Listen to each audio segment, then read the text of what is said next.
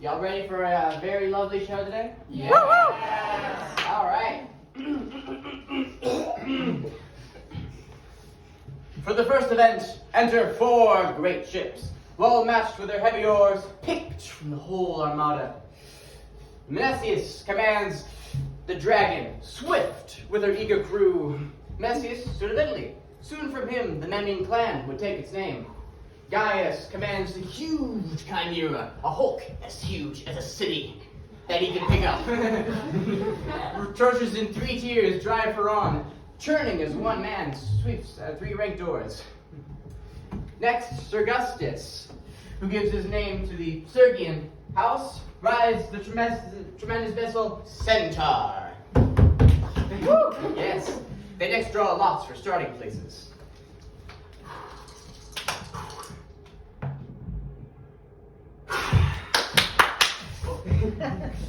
The kings stand on the sterns, their purple and gold regalia gleaming far fields.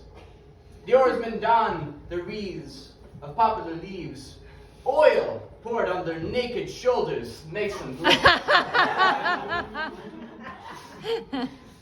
They crowd the thwarts, their arms tense at the oars, their ears tense for the signals.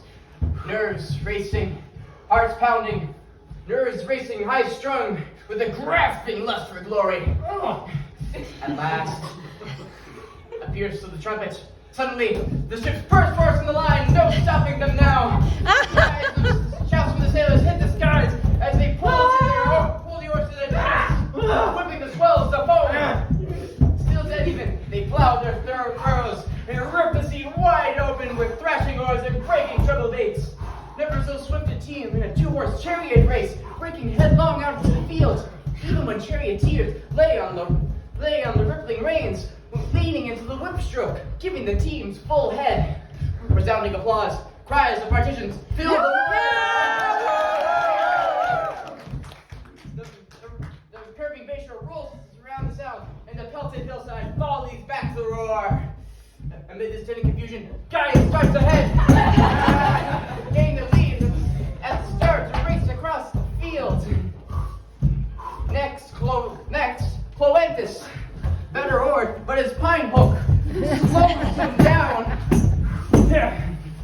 At an equal gap, the centaur and dragon fight it out for third, and now the dragon has it, and now the centaur edges her out, prow to prow, breaking the long sea with long keels. Amid this sudden confusion, Gaius, still victor at mid-course, shouts to his helmsman Meniotes.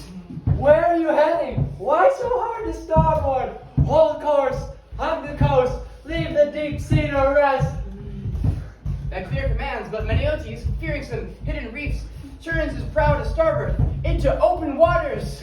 Gaius shouts again. Where now? Still on course. Head for the rocks, Meniotes. But looking back, watch, Cloenthus, riding his wake, grazing past the port on an inside track between Gaius' ship and the booming reefs. Racing ground to the safe waters. Young Gaius blazed with indignation. Tears streamed down. He pitches to the winds, all care for self-respect and the safety of his crew, as he pitches the sluggish Meniotes off the stern, headlong into the sea. Amidst the confusion, Gaius starts ahead, spurs his crews, and turns his rudder hard to port for home. Old Meniotes, dead weight in his sodden clothes, struggling up to break the surface, clambered onto the dry rocks, perched there, high and dry. The Trojan crews had laughed when he took the plunge, and when he found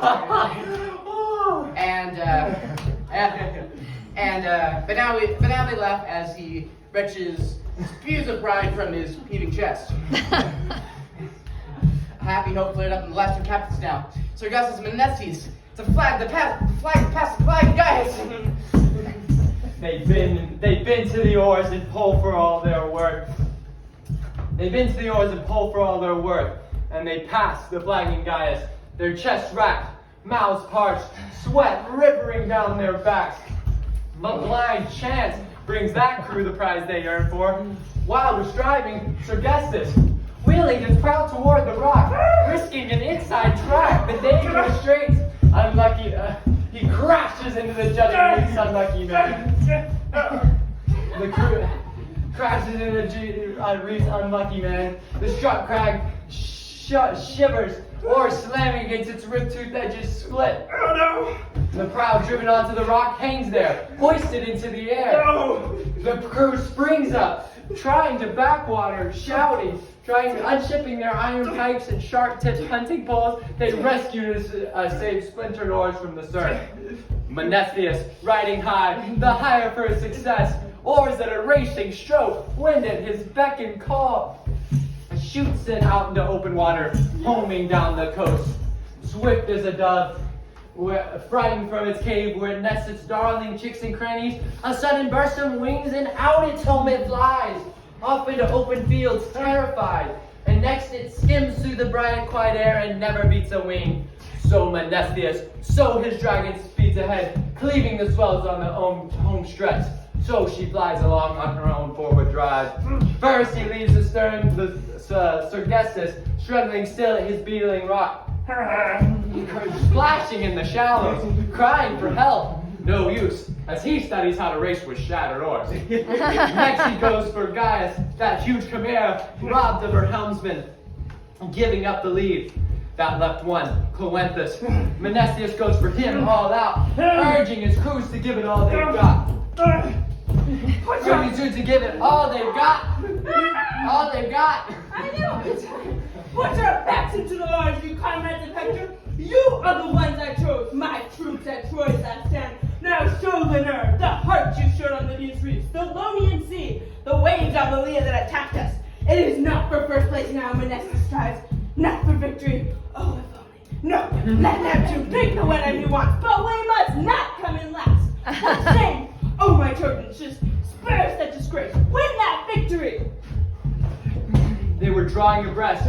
Perhaps they'd seize the prize if Cloenthus had not flung his arms out to the sea and begged the gods to hear his vows. You gods, you lose the waves! I'm racing over here! I'll gladly steady a pure white ball at your altars! Tip out streams of wine! Scatter tears across the salt swell! So he prayed, and far in the depths they heard him, all the Nereids, Phorcys' chorus, Virgin Panopia, and Father Protunus himself, with his own mighty hand, drove the racing Scylla faster than the sun's wings of a winged arrow, speeding her home to find her birth in the good deep water harbor. To the winner was presented a cloak of braided gold that's fringed with twin ripples of mellow and crimson running around it. Now, with the gifts presented, all were moving off, proud of their prizes, scarlet ribbons binding their brows, when here comes Sergestus, bringing in his ship. He barely worked her free of the ruthless rock with craft and effort. One bank of her oars gone, the other in splinters. A laughing stock. A laughing stock. Short of glory, she came crawling in. Like a snake, caught as they often are on a causeway, crushed by a heavy bronze wheel, or a rock flung by a heavy traveler, trampled, left half dead, writhing in gnarled coils, trying to slip away. No hope. The ship raced over, good Aeneas strides to the grassy level field, ringed by hills, sloping down to a vale that formed an enormous round arena. There he went, the hero leading many thousands, and took his seat on a built-up platform mid the growing crowd. And for those who long for a breathless foot race now, Aeneas stirs their spirits, setting out the prizes. Trojans mixed with Sicilians come from all directions, with Nisus and Euryalus out in front. Euryalus radiant, famed for the bloom of youth. Nisus for the pure love he devoted to his wife. Following them Diores, sprung from the sprock of Priam's royal house. Then Patron, flanked by Salius, an Arcanian one, and one an Arcanian born of Tegan blood. And many others too, their names now lost in the dark depths of time. As soon as said, they take their mark. Ready, set, go! And they break from the start, pouring over the course like storm clouds, streaking on, all eyes fixed on the goal, with Nisus far in the lead. The sun is spinning out tight pack, faster than wind or winged lightning. Second at quarter got to Salius, and a long way behind Euryalus coming third. And after Euryalus, helmets, then Diores, flying hard at its heels. Close books are closing, and if there had been more tracks to cover, he would have passed him or brought them at a dead heat.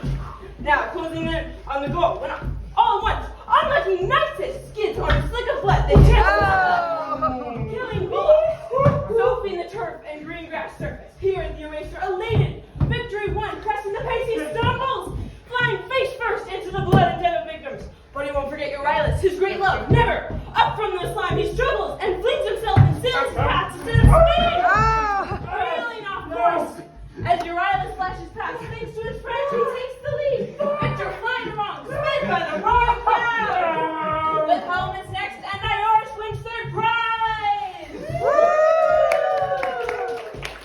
And at this, Salius burst out with howls that ring the huge arena, round from the front row elders to the back. A foul had robbed him clean of the prize he wanted back.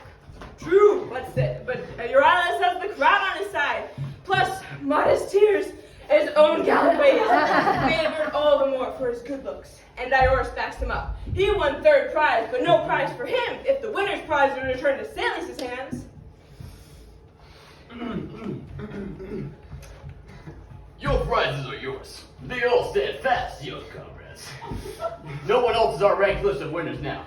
Just let me offer a consolation prize to a luckless man, a friend without a fault. And with that, he handed Salius a giant African lion cub, a great weight, with its shaggy mane and gilded claws.